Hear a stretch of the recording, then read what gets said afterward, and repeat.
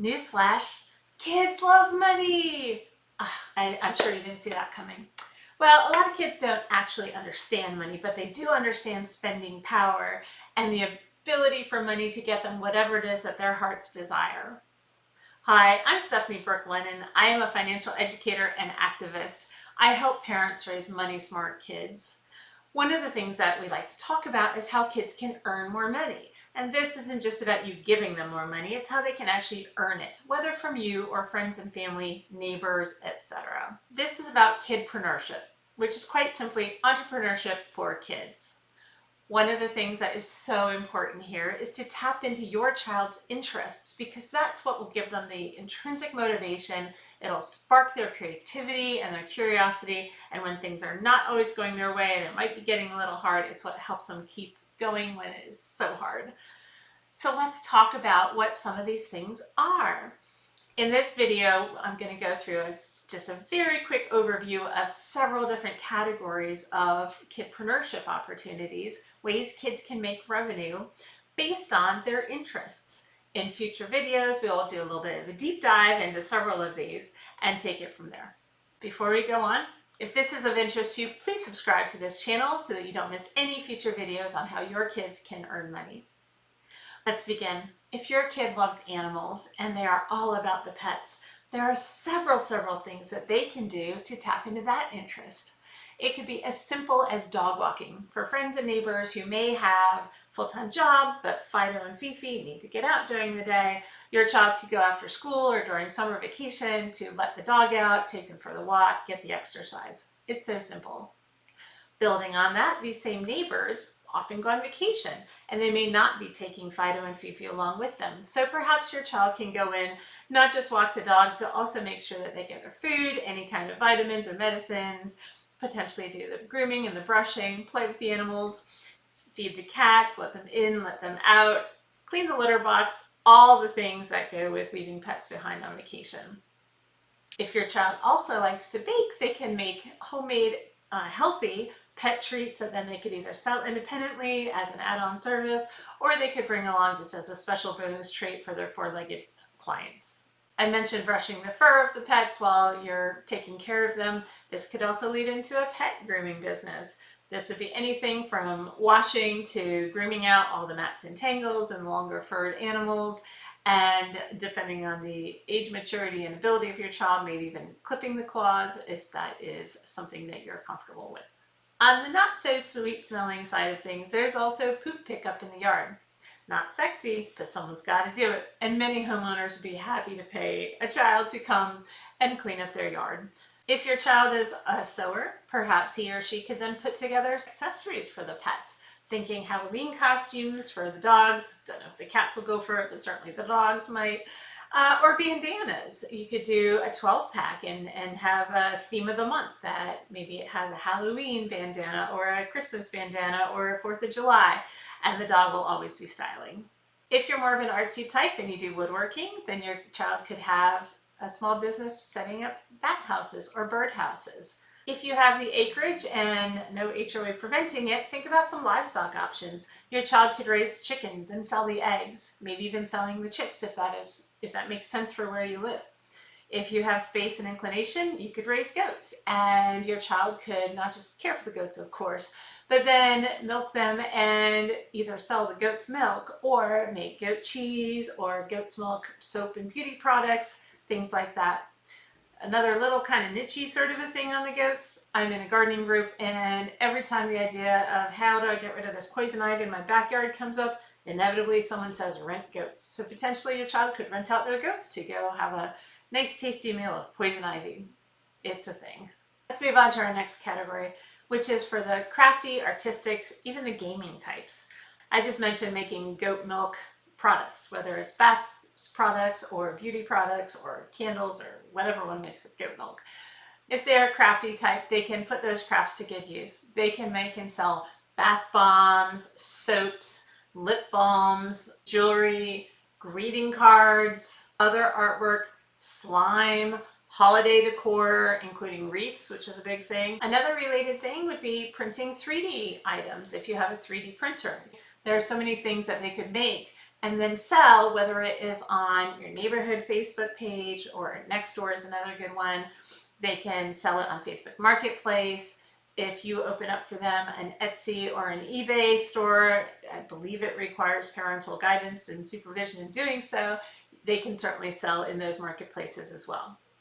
They can also get a booth in local farmers markets or other craft shows. It's a great way to sell their wares. Another little business is custom designed t-shirts. You can make them on demand and ship them, different pricing, set up your own little storefront. It's rather quite simple if that's the kind of thing that your kid would enjoy doing. On that same vein of artistry, they can sell their artistic services on Fiverr and Upwork and Freelancer, those types of things, if they're really great at graphic design or at online artwork.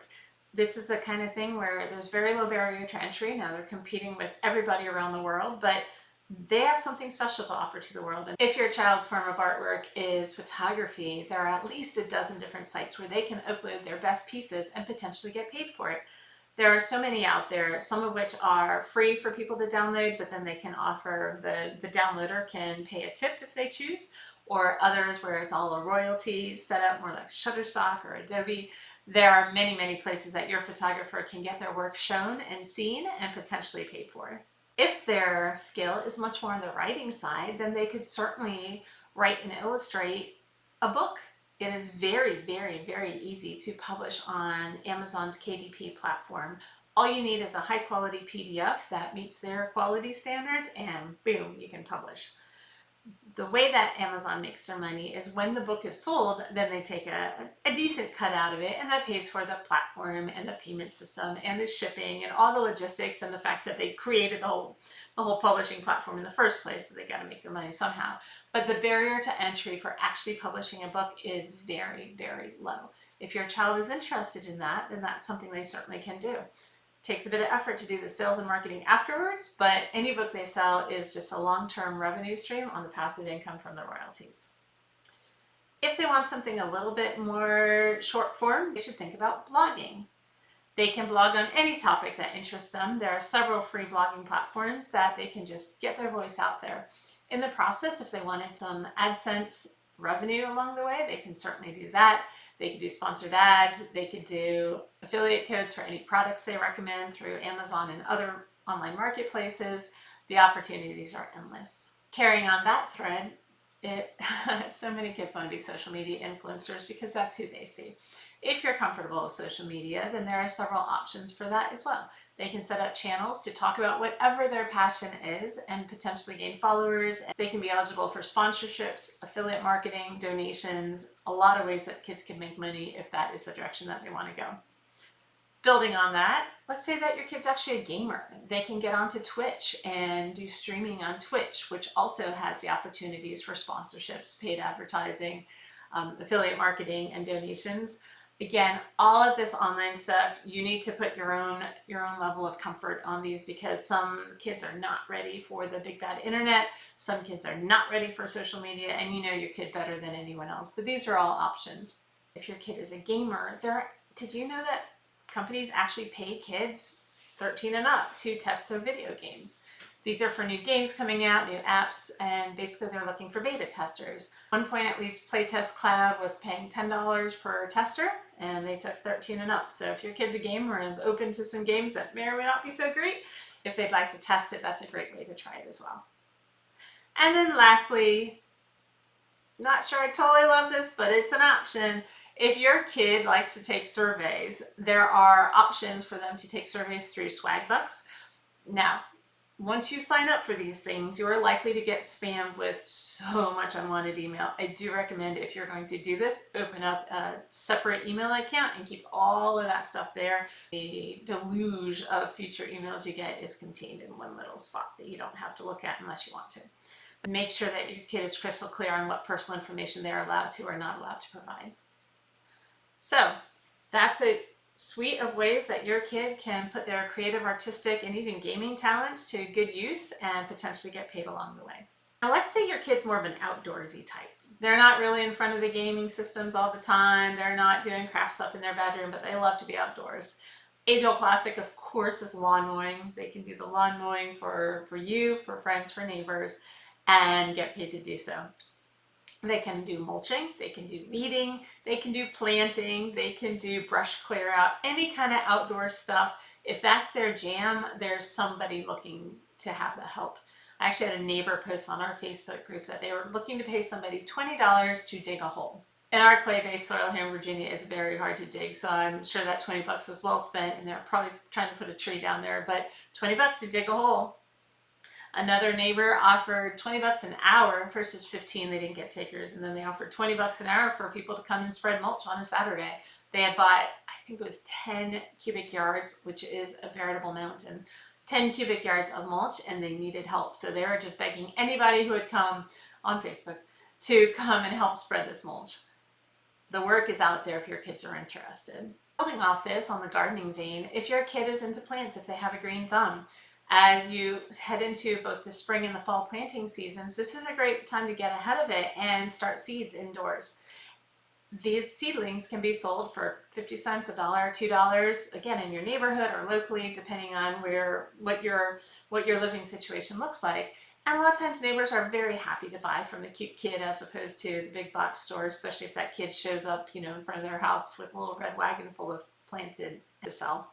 If your kid's more of an indoor plant person, a lot of times the indoor plants will spawn off a separate set of babies. I have several aloe plants that one of my daughters helped me separate all the babies off. She repotted them, and then right before the holidays, she actually had a Black Friday sale selling aloe babies for $3 or 2 for $5. It was fun because it was a great way for her to take advantage of something we already had just literally sitting around the house and make a little bit of money off of it. There's such a wide variety of things you can do outdoors, especially if you have unusual situations. For example, we have a neighbor who has posted mailbox refreshment services. Our HOA gets a little salty when the mailboxes start to have peeling paint or faded numbers and that kind of thing, and they're a little uptight about it. So one of the teenagers in the neighborhoods has decided he's going to offer mailbox refreshment services for $75. They'll come paint the mailbox, the post that it stands on, fresh black paint on the mailbox itself, tidy up the gold lettering on the actual house numbers, and there's a little plastic gold cap at the top. They refresh all of it for $75, which is something that no homeowner has any patience to deal with, and this teenager and his dad have such a backlog that they are slowly and surely getting through much of the neighborhood. It's been a very profitable option for him. Lastly, you can just offer on your Facebook or Nextdoor group just odd jobs, or put some signs up in places that you're allowed to post in the neighborhood. Say, hey, I'm a teenager, I do odd jobs. It could be anything from A, B, C, D, E, F, G, or whatever you think of. Give me a call, I'm happy to help. Our fourth category are for the people, meaning the kids who just love other people and being helpful. There are so many ways that you can help others. Specifically, think about other kids or parents with newborns or elderly folks that live near you. On the kids side, think about if your child has a talent, whether they are really good at a musical instrument, or they're really good at a specific sport, or they're really good at a specific subject in school, they can offer tutoring lessons to other children nearby. It's a great way for them to take their talent and to share that with somebody who needs their help. You could take it another direction. I don't know how much parents might want to pay for this, but the kids might be interested if your kid's really good at a specific video game. And there's another kid in the neighborhood who wants to kind of get a fast track and learn some of the cheats, Minecraft or Roblox or Fortnite or whatever. There's so many different games out there that some of the kids they'll be interested in having either someone to play with and or teach them how to get ahead in the game. Other people that are really great for helping would be seniors, and this could be anything tapping back to the outdoorsy. When a snowstorm's coming in, make arrangements that if your kid doesn't mind shoveling, are they going to shovel and sand the walkway or the driveway for an elderly neighbor? Does the elderly neighbor need help either putting away groceries or doing chores around the house, or again, maybe yard work? That's a great way to help. Or it really could just be that they're looking for company and they would like someone to read to them or those types of things. A lot of ways that seniors and children make a really, really good matchup, especially for seniors who may not have a lot of family nearby.